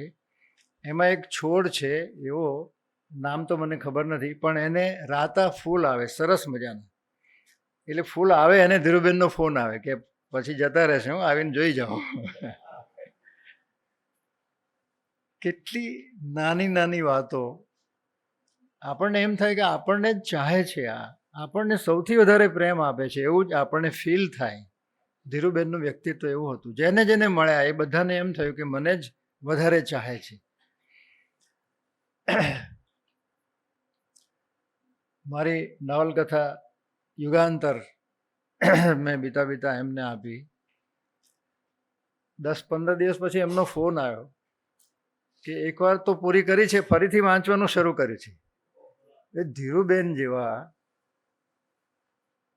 આપણી એક નવલકથા ફરીથી વાંચે એ તો ગદગદ થઈ જવાય એવી વાત છે. તો અનેક સ્મરણો છે આવા. મેં તો એમના વિશે ગુજરાત સમાચારમાં જેમ આજે આવ્યું ને એમ 3 અઠવાડિયા લખ્યું હતું. એમાં એક એમના મધરનું નામ પણ ગંગાબા, મારા મધરનું નામ પણ ગંગાબા. એટલે પણ એક કિસ્સો એવો હતો કે એ વખતે સ્વાતંત્ર્યની લડત ચાલતી હતી અને ધરપકડ વહોરવાની હતી ગંગાબાને. અને સામે કદાચ ગાંધીજી પણ ત્યાં હતા. એટલે બધા મળવા જાય. એમ ધીરુબેનની ઉંમર 3-4 વર્ષની કે એથી નાના હશે. એટલે એક સમય એવો આવ્યો કે બાએ એમને ઊંચકી લીધા અને કોઈક કારણસર ગંગાબાની આંખમાં આંસુ નીકળ્યા. એટલે ધીરુબેન કહે છે એમના આંસુ લૂછતા, કારણ કે કાખમાં બેસાડ્યા હતા, મેં એમ કહ્યું કે બહાર રડાય નહીં, ગાંધીજીનું માનાપમાન થાય. હવે આટલી નાની ઉંમરે, એટલે કે તું રડે છે તો ગાંધીજીને ખોટું લાગે પછી. તો કેટલા બધાને એમણે પ્રેમ કર્યો, કેટલા બધાને પ્રેમ આપ્યા. કેવું સરસ લખ્યું. મને તો એમ થાય છે કે આપણને એ ઓળખતા હતા, એ પણ કેટલી મોટી ધન્યતાની વાત છે. એટલે કુમારભાઈએ જ્યારે કહ્યું કે બોલવાનું છે, ત્યારે ઘણીવાર મને દર્શકનું એક વાક્ય યાદ આવી જાય છે. દર્શકની જે નવલકથા ઝેર તો પીધા છે જાણી જાણી, એની શરૂઆતના સમયમાં ગોપાળ બાપાની વાત લખતા લખતા એમણે એક સરસ વાક્ય લખ્યું છે, ભરપૂર પ્રેમ વાણી માટે જગા રાખતો જ નથી. એટલે આપણને એમ થાય કે કેટલું બધું કહેવાનું છે પણ કશું કહી શકાતું નથી. બસ એમને પ્રણામ કરીને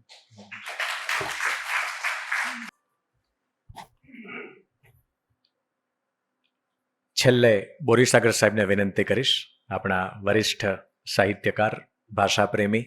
અહીંયા અમારે માતૃભાષા સંવર્ધન કેન્દ્ર ચાલે છે અને દર મહિનાના બીજા અને ચોથા ગુરુવારે 5 વાગ્યાથી 6:15, 6:30 સુધી બધા માતૃભાષા પ્રેમીઓનું એકત્રિત થાય છે અને અનુસ્વારથી માંડીને બધી વાતો બોરીસાગર સાહેબ એટલી વિગતે કરે છે કે ઘણા બધા અભ્યાસીઓ એનાથી પરિતૃપ્ત થાય છે. શ્રી બોરીસાગર સાહેબ.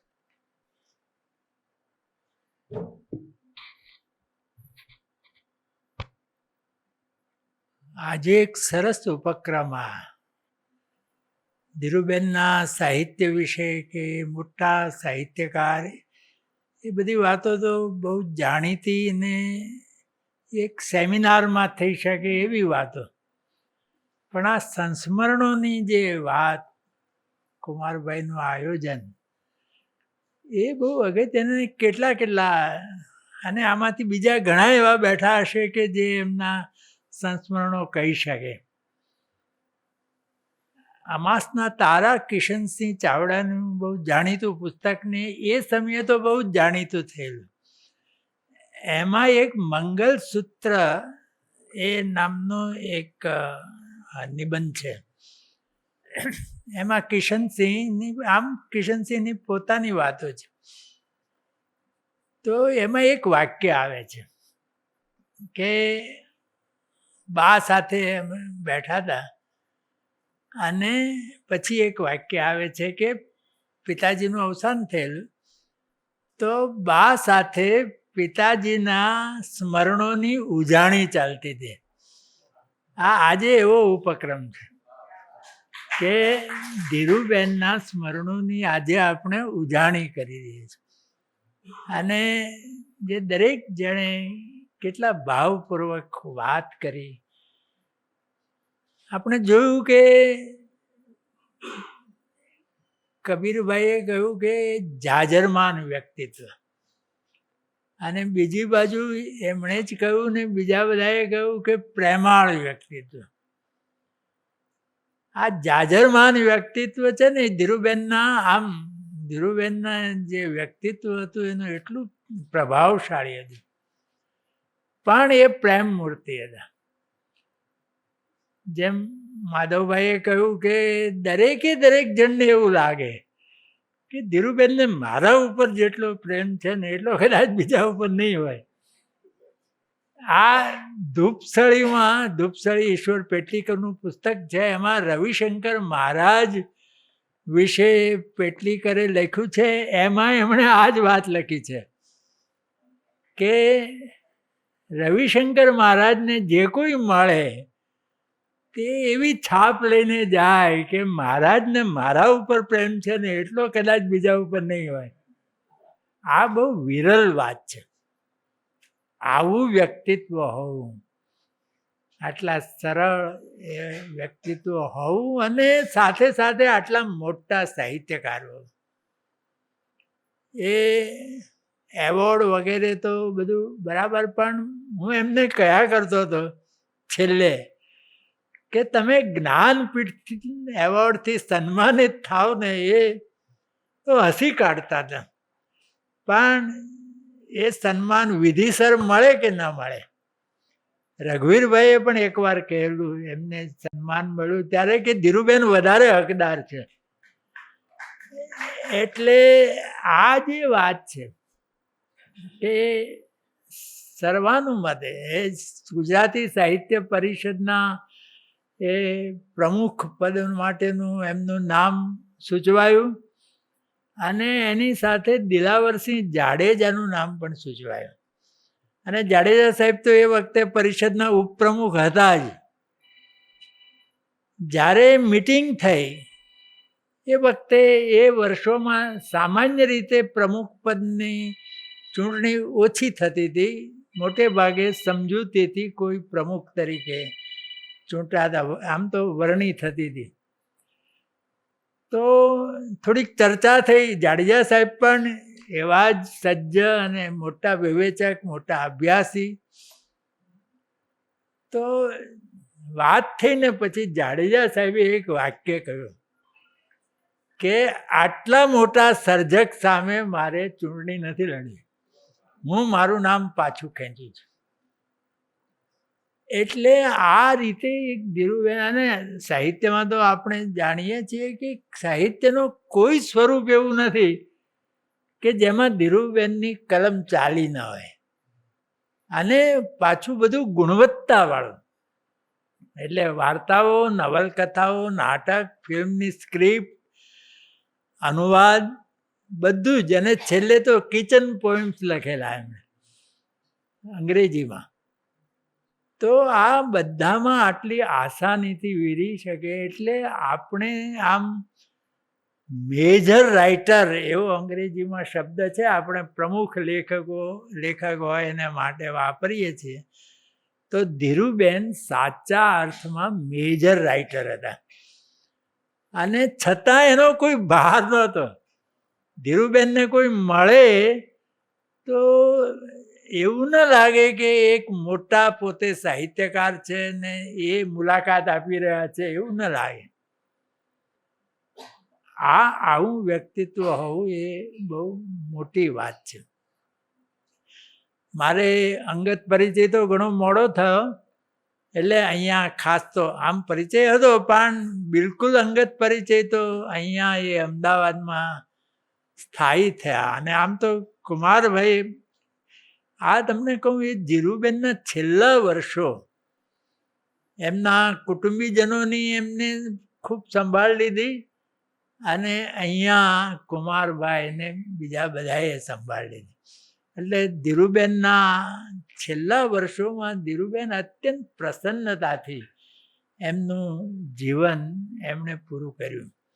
પણ ધીરુબેન સાથે કશો ખાસ પરિચય નહોતો. એ વખતે 1994માં આગંતુક નવલકથા, જેમની લઘુ નવલકથા, જે દિલ્હી સાહિત્ય અકાદમીનો એવોર્ડ પણ એ લઘુ નવલકથાને મળેલો, એ 94માં હપ્તાવાર નવનીત સમર્પણમાં પ્રગટ થતી હતી.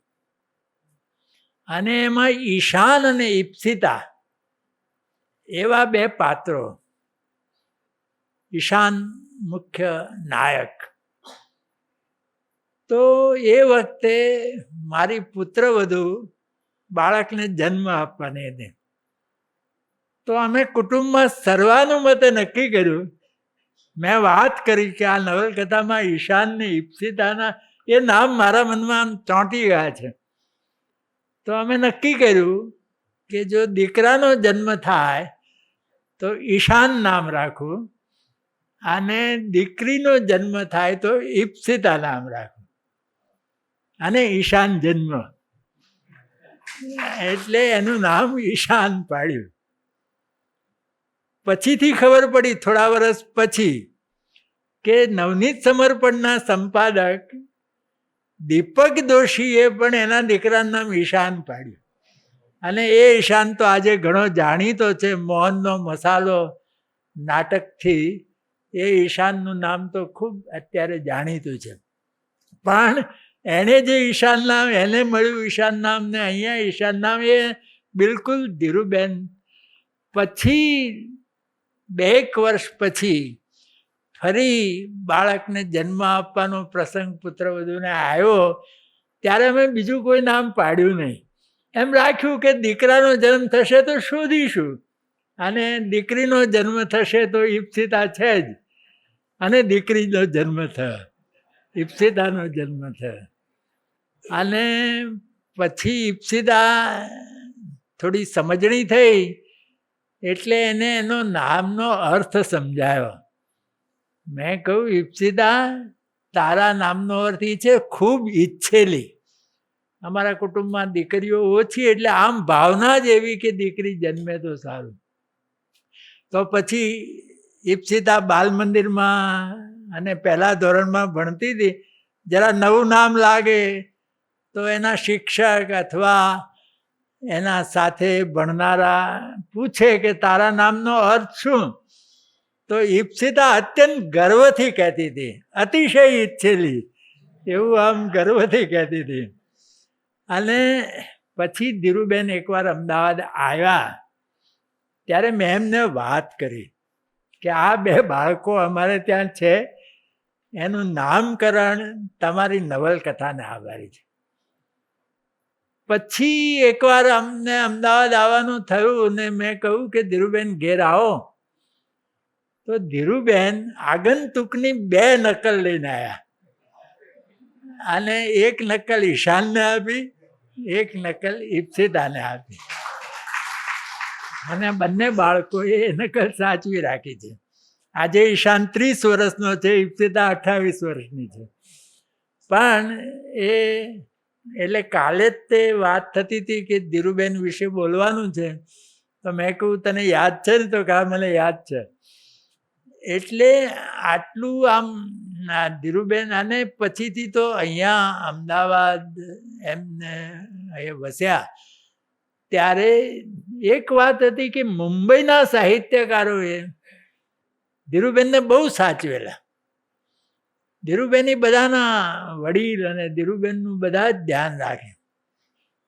તો અમદાવાદમાં કુમારભાઈએ સવાયા સાચવ્યા અને ધીરુબેન બહુ જ પ્રસન્ન હતી. વિશ્વકોશમાં પછી તો સતત મળવાનું થતું હતું, આમ પણ મળવાનું થતું હતું, ઘેર જવાનું પણ વારંવાર થતું હતું. ઘેર જઈએ તો બધાએ કહ્યું ને એ જ સુકેતુભાઈ અને એના કુટુંબના બધા બહેન બધા જ એટલી સરસ રીતે આગતા સ્વાગતા કરે મહેમાનોની, બધાની આગતા સ્વાગતા કરે. અને આપણે આમ ચા નાસ્તો આતિથ્ય, એ ધીરુબેનના આતિથ્યનો અનુભવ લગભગ એમને ઘેરે જનારા બધાને ખૂબ થતો હતો. એટલે ધીરુબેન પછી 2014માં મારી એક લઘુ નવલકથા ભદ્રમ ભદ્ર અમર છે એ પ્રગટ થવાની હતી. એ પહેલાં નવનીત સમર્પણમાં એ શ્રેણી રૂપે પ્રગટ થઈ હતી. તો એમાં સ્ત્રી સશક્તિકરણ અથવા સ્ત્રી પુરુષ સમાનતાનો પ્રોબ્લેમ. એટલે ભદ્રમ ભદ્ર વિશે મેં જ્યોતિન્દ્ર દવેનો લેખ વાંચેલો. એમાં એમણે કહ્યું હતું કે ભદ્રમ ભદ્ર હવે વ્યક્તિવાચક નામ નથી, સામાન્ય નામ છે. એટલે પ્રગતિ થતી હોય એની સામે ખડા થઈ જાય અને પ્રમાણિકપણે ઊભા થઈ જાય, એનો પોતાનો કોઈ સ્વાર્થ ના હોય, એ ભદ્રમ ભદ્ર. એટલે નર્મદા યોજના વખતે એટલો બધો વિવાદ થયો નર્મદા યોજનાનો, ત્યારે મેં એ ભદ્રમ ભદ્ર વિશે સંભવામી યુગે યુગે, એટલે ભગવાન તો જન્મે કે ન જન્મે એ શ્રદ્ધાનો વિષય છે, પણ ભદ્રમ ભદ્ર દરેક યુગમાં હોય કે જે પ્રગતિ થતી હોય એની સામે ઊભા રહે. તો એ તો પ્રાસંગિક ઘટના હતી નર્મદાની. પણ આ સ્ત્રી પુરુષ સમાનતાની ઘટના તો આખી દુનિયામાં આ સમાનતાનું હજી પણ આજે પણ આ વાત તો ઊભી જ છે. એટલે ભદ્રમ ભદ્ર સ્વર્ગમાંથી આવે અને એ આ સ્ત્રી પુરુષ સમાનતાની ચળવળને કેવી રીતે જુએ એની કલ્પના કરીને આ ભદ્રમ ભદ્ર અમર છે રહ્યું. પછી મેં ધીરુબેનને કહ્યું કે આ નવલકથા એનો તમે પ્રસ્તાવના લખી આપો. પછી મને આમ થોડોક એમને પરિશ્રમ આ તે બધી રીતે મેં કહ્યું કે પ્રસ્તાવના ધારો કે તમે ન લખી શકો તો એક પાછલા પૂંઠા ઉપર મૂકી શકાય એવો એક પેરેગ્રાફ સરસ લખી આપો. અને ધીરુબેને એ ભદ્રમ ભદ્ર અમર છે ના પાછલા પૂંઠા ઉપર બહુ પ્રેમપૂર્વક અને નવલકથા વિશેનું એ બહુ જ સરસ રીતે આખી વાત એમણે એમાં મૂકી હતી. એટલે આ રીતે ધીરુબેન સમગ્ર રીતે એમનું આ વ્યક્તિત્વ, એનો પ્રેમ, અને સાહિત્યમાં તો બધું જ આ ટોમ સોયરની બધાએ વાત કરી. ભાગ્યે જ કોઈ એવું હશે કે ટોમ સોયરને અકલબરી ફિનના પરાક્રમોની ચોપડી નહીં વાંચી. તો અનુવાદમાં પણ એમની, તમે ટોમ સોયરના અનુવાદ તમે વાંચીએ તો આપણને લાગે નહીં કે આ અમેરિકન ઇંગ્લિશમાં લખાયેલી ચોપડીનો અનુવાદ છે. એટલું બધું એનું વ્યવસ્થિત રીતે ગુજરાતીકરણ થયું છે. તો આવા ધીરુબેનને આજે આપણે બહુ પ્રેમપૂર્વક સંભાળ્યા. એમના જન્મ શતાબ્દી વર્ષનો આ પ્રારંભ થઈ રહ્યો છે. એ પ્રારંભે આ પ્રકારનો ઉપક્રમ એ રાખ્યો એટલે બહુ સરસ વાત થઈ અને બધાએ પ્રેમપૂર્વક કહ્યું ને હજી કહી શકે એવા બીજા અહીંયા બેઠા જ હશે. પણ આજે આ જન્મ શતાબ્દીના પ્રારંભમાં એમને વંદન કરું છું અને એમના સ્મરણો આપણે સતત વાગોળતા રહીએ, એમાંથી પ્રેરણા લઈએ અને એ રીતે આપણે એમને સતત યાદ કરીએ એવી આશા રાખું છું.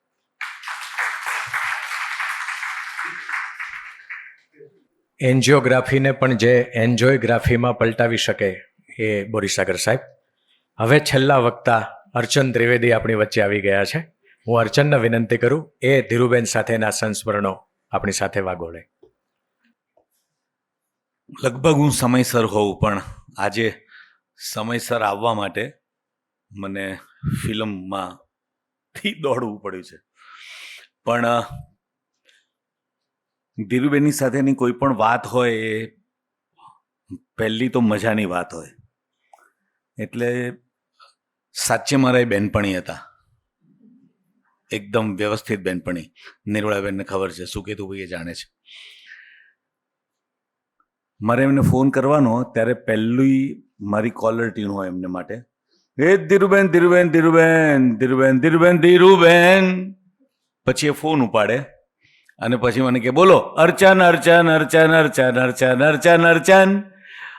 અને પછી એવો સમય હોય કે દાખલા તરીકે મેં 3:30-4 એમણે મને કહ્યું હોય ને મેં ફોન કર્યો હોય અને સુકેતુભાઈનું સિતાર વાદન ચાલતું હોય તો એ મને એમ કે અત્યારે સિતાર વાદન ચાલે છે, પછી કરજો ફોન. એટલે મારે પછી ફોન કરવાનો. પણ આ એકદમ અમારું એટલું બધું મજાની વાતો હતી. પછી એમણે મને એક વખત એમ કીધું, કદાચ કબીરભાઈએ કહી દીધું હોય તો ખબર નથી, હા, એમણે મને એમ કીધું કે તું કેટલો બધો હોશિયાર છોકરો છું, સરસ ટેલેન્ટેડ એક્ટર છું, તું ગાય છે કેવું સરસ, તો હું તને પૈસા આપું, તું એક નાટક ડિરેક્ટ કર, બાળ નાટક. અને એવું જરૂરી નથી કે મારું જ લખેલું બાળ નાટક તું કરે, પણ તું એક નાટક કર. મેં કહું ડાયરેક્શન મને નથી આવડતું, એવું મેં કરેલા નાટકોના દિગ્દર્શન ઉપરથી મને ખબર પડી છે કે મને ડાયરેક્શન નથી આવડતું, પણ હું એક્ટિંગ કરીશ. તો મને કે એવું ના કર રે, મેં ખરેખર સાચું જ બોલું છું, મને નહીં ફાવે, ડાયરેક્શન નહીં ફાવે. તો મને કે કોની પાસે કરાવું?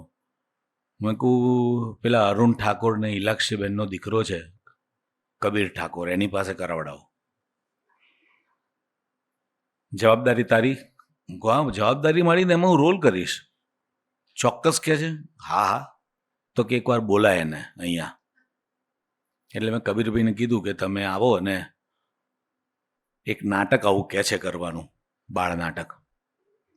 અને ધીરુબેને એવી છૂટ આપી કે કદાચ કોઈ લેખક આપે કે નહીં ખબર નથી, પણ મારું નાટક કરવું હોય તો કરો, બાકી તમે જે નાટક ઉપર બાળ નાટક કરો, બાળકો મને હસતા હસતા ઓડિયન્સમાં હોય એવી ખાતરી થાય એની મારે એટલે નાટક કરો. અને હું અર્ચનને 1 લાખ રૂપિયા આપું છું, એમાંથી તમારે નાટક કરવાનું. કબીર, અર્ચને તમારું નામ દીધું છે, મને અર્ચનમાં વિશ્વાસ છે, અર્ચનને તમારામાં વિશ્વાસ છે, એટલે આ ₹1,00,000 નાટક કરો. પછી એ નાટક જોવા આવ્યા અને એમનું નાટક જોવામાં ધ્યાન કરતા બાળકો કેટલું હસે છે એમાં જ એમનું ધ્યાન,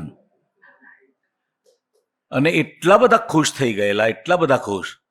અને એમાં હું એમને મજા પડે એવો રોલ કરતો હતો અંદર. કબીરભાઈએ મને સુંદર રોલ કરાવડાયેલો, મને મારી પાસે ગવડાયું હતું, કારણ કે ધીરુબેનની ઈચ્છા એવી જ હતી કે હું ગાતી કોઈ બાળ વાર્તા કરું એમ. અને ટનાક ટુમટુમ એ કરીને એમણે નાટક કરેલું મારું, અને બહુ મજા પડી ગઈ હતી. ધીરુબેન તો ખુશ ખુશ ખુશ, બીજા ₹50,000 આપ્યા કે આના વધારે શો કરો. આ ધીરુબેન. પછી એમને મારી કોઈ એક વાત ખબર નહીં ક્યાંથી જાણકારી મળી હશે, એટલે મને એક દિવસ ઘેર બોલાયો અને બહાર હિંચકે બેઠા. મને કે બહાર બહાર બહાર આપણે. એટલે હિંચકે બેઠા બેઠા મને કે એક સાચો જવાબ આપશો? મેં કહું હા બોલો ને. મને કે તમે ટ્યુશનનું કરતા હતા નાના હતા ત્યારે? મેં કહું હું નાનો હતો ત્યારથી જ ટ્યુશનો કરતો હતો. હું 6ઠ્ઠામાં ભણું ને 1 થી 5 ધોરણના ટ્યુશન કરતો હતો. મને કે હા, એ મને હમણાં ખબર પડી. તો મને કહો, તમે સાચું કહેવાનું. હો, મેં કહું હા સાચું કહીશ. જે ઘરમાં તમે રહો છો એ ભાડાનું છે કે પોતાનું છે? મેં કહું મારું પોતાનું છે. મારા જ પૈસે ખરીદેલું ઘર છે, મારું પોતાનું છે. ના, સાચું બોલો. મેં કહું હા ખરેખર કહું છું. હું એટલે કહું છું કે મને તમારી ચિંતા છે. જો તમારું પોતાનું ઘર ન હોય તો આંબાવાડી હીરાબાગ ક્રોસિંગ પાસે મારો એક ફ્લેટ છે, એ હું તમારા નામે કરી દઉં.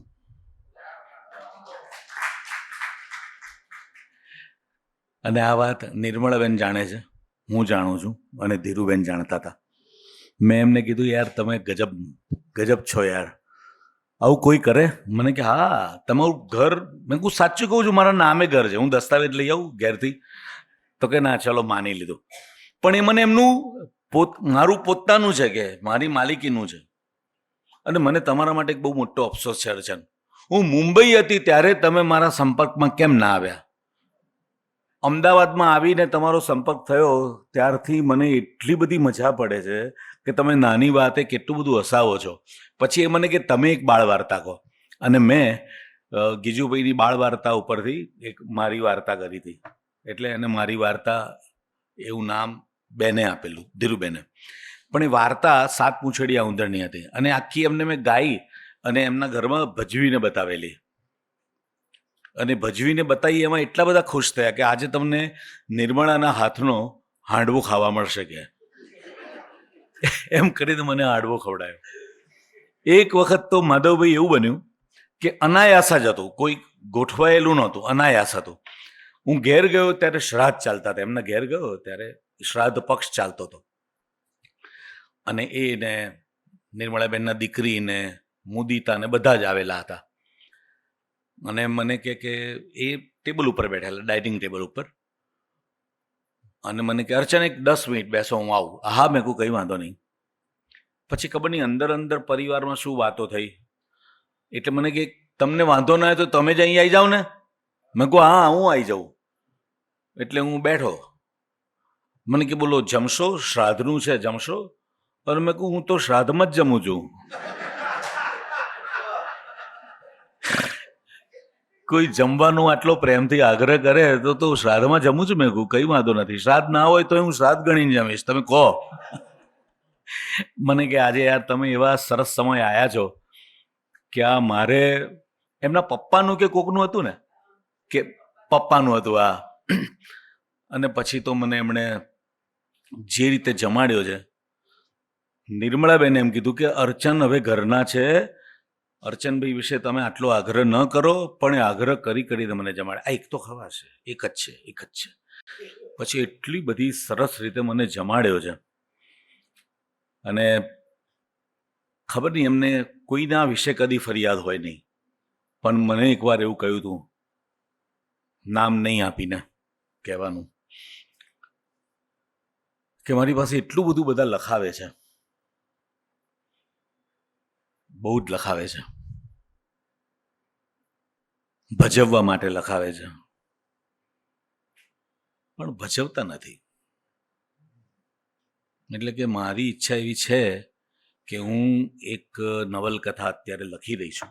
ત્યારે લખી રહ્યા હતા, એમની 93 કે 92 વર્ષની ઉંમર હતી એ વખતે. એટલે કે નવલકથા છપાય ને એના પ્રાસંગિક દિવસે તમે મારું એક નાટક કરજો. મેં કહ્યું ચોક્કસ કરવાનું. આવી એમની એવી બધી યાદો કે જે તમે તો આગળ ઘણું બધું એમના વિશે સાંભળ્યું જ હશે, પણ આ બધી વાતો એવી છે કે નિર્મળાબેન સાક્ષી એટલા માટે કહું છું વારંવાર કે એમના ઘરમાં જ આ બધું બનતું હતું. મને ત્યાં જ બોલાવે અને હું એમને કહું કે ગંગોત્રી આવવાનું છે એવું કહું, એટલે કે હા ગંગોત્રી આવવાનું છે, ત્યાં બોલાવે. પછી કુમારપાળભાઈને ફોન કરવા માટે એ મને એમ કે હું એમને કહું કે આ તારું ઉંદરવાળું નાટક છે ને એ ત્યાં તું ભજવ. બાળકો તારે જેને જે લેવા હોય, જે ઉંદરડાઓ લેવા હોય ને તું લે, પણ કુમારપાળભાઈને ત્યાં તું આ નાટક ભજવ. તમે એક કામ કરો અર્ચન, કાલે છે ને હું 3 વાગે ત્યાં જઉં છું, કુમારપાળભાઈ પણ 3-3:30 આસપાસ આવે છે, તમે ત્યાં આવો. હવે એ આવતા હતા એમાં એમની પહેલી કેબિન એમની આવે અને આપણે કાચમાં આમ પસાર થઈએ ને એટલે તરત બોલાવે, અહીંયા જો હું પહેલાં જઈશ, કુમારપાળભાઈનું પહેલી વાત કરીશ, એ હા પાડશે, પછી તમને અંદર બોલાવીશ. મેં કહ્યું સારું એવું કરજો. પછી જાય કુમારપાળભાઈ મળે, પછી કુમારપાળભાઈ કહે એટલે મને બોલાવે એ પછી તો એવી વાતો થાય કે મજા પડી જાય. ટૂંકમાં એ મજાના જબરદસ્ત મજાના વ્યક્તિ હતા અને મારે માટે તો ખરેખર મારા બહેનપણી જ હતા, જોરદાર બહેનપણી. અને બહુ બધું છે એમના માટે. એટલે માન સન્માન અને આદર તો એમને માટે બધાને હોય. મને અદકેરું વહાલ છે એમને માટે, કારણ કે એ મને ખૂબ વહાલ કરતા હતા. એમના બંને હાથ મારા માથે હોય હંમેશા. એમની એક 93મા વર્ષની ઉજવણી કરી હતી આપણે ઘેર, અને એમની દીકરીએ અને ખાસ તો મુદિતાએ એમના માટે કેક બનાવેલી, પુસ્તકવાળી કેક, આખી પુસ્તક પેનવાળી મોટી કેક. અને હું થોડુંક વહેલો પહોંચી ગયો હતો. મેં બહુ બધી ભીડ થાય એ પહેલાં હું પહોંચી જાઉં. એટલે હું પહોંચ્યો એટલે એમણે નિર્મળાબેનને એવું કહ્યું કે જો મારે જેની રાહ જોવાની તેને આવી ગયા છે એટલે આપણે કેક કાપી દઈએ. નિર્મળા કે એવું ના હોય, બધાને બોલાયા છે, અર્ચનભાઈ વહેલા આવ્યા છે, અર્ચનભાઈ વહેલા આવ્યા એટલે કેક કાપી નાખવાની? એવું ના હોય કે અર્ચન તમે બેસવાનો છો ને? મેં કોઈ છેક સુધી બેસવાનો છો, ચિંતા ના કરો એમ. સારું કે પછી 10 મિનિટ થઈ અને બધાને 7નો ટાઈમ આપ્યો હતો. હું 6 વાગ્યામાં પહોંચી ગયેલો. 10 મિનિટ થઈ એટલે કે આ બધા મને લાગે આજે આડું અવળું કરીને નહીં આવે તો આપણે કેક કાપી નાખો ને. નિર્મળા કે તમે કેક કાપવાની કેમ આટલી ઉતાવળ છે? આવશે બધા. અને અર્ચનભાઈ બેઠા છે. હું બેઠો સાહેબ. એમણે કેક જ્યાં સુધી મને ખવડાવી નહીં ત્યાં સુધી એમણે બીજા બધાની રાહ જોઈ કે ના જોઈ, પણ એ મારી રાહ તો જોતા હતા. અને મારા આવ્યા પછી એમનો જે હરખ હતો ને ચહેરા ઉપરનો, એ હરખ કદાચ જીવનભર મારા સ્મરણમાં તો અકબંધ રહેશે, હંમેશા રહેશે. Hey Dhiruben, Dhiruben, Dhiruben, Dhiruben, Dhiruben, Dhiruben, I love you Dhiruben. Thank you very much. We love you Archan. 1.25 કલાકમાં 8 વક્તાઓએ વાત કરી છે મધુભાઈ, અને ધીરુબેન મય આપણે 1.25 કલાક 1.5 કલાકથી છીએ. આપ સૌનો આભાર એક પંક્તિથી માનવો છે. દિલદારની સુંદર રીતો છે ઉપકાર પ્રદર્શિત કરવામાં, છે રંગ અમારા સૌ શબ્દો આભાર પ્રદર્શિત કરવામાં. આપ અમારા નાનકડા આમંત્રણને માન આપીને અમારા દરેક કાર્યક્રમમાં આવો છો. વિશ્વકોશના ફેસબુક પેજ ઉપર રોજ આજના વ્યક્તિ વિશેષ એની માહિતી આપવામાં આવે છે. પ્રસંગ માધુરીમાંથી સરસ લેખ હોય, બાળ વિશ્વકોશમાંથી કોઈ સરસ પેજ હોય, તો આ બધું હવે ટેકનોલોજી આધુનિક છે તો એનો ભરપૂર લાભ વિશ્વકોશ લઈ રહ્યું છે. આપ એના સાક્ષી બનજો અને આ સાથે અમારી સાથે જોડાજો.